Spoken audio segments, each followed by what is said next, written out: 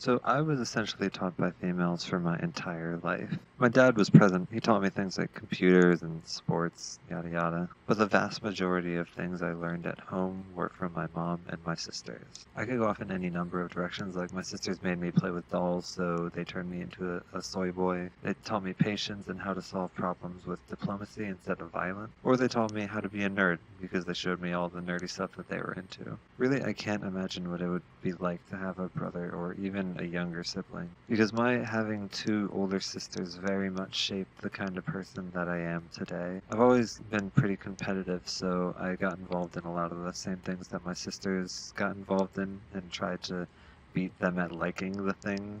I got into music and theater that way because my sisters were both into those things, and I wanted to kind of get myself involved in them. I got into things like anime because when I came home from school, I would watch Naruto and Yu-Gi-Oh! Abridged episodes with my sister. I doubt I would have done half of the things in my life if my sisters hadn't made me enticed by the things that they were doing. And sure, I'd followed my own path later. I didn't study the same things that my sisters did. But I have no idea what I would be into if I were the oldest sibling and I were doing everything for the first time. I might have continued to play sports if I had a brother, horror of all horrors. I'm not sure if I'm just a competitive person or if my sisters helped me fuel that competitive nature because I was the youngest. And then there's the fact that they're girls. I imagine that the effect would have been similar if I had a feminine brother, but I have absolutely no idea what would have happened if I had a masculine brother. I usually try to push against the general societal norms of men. I don't care about cars, sports, being handy, barbecuing things.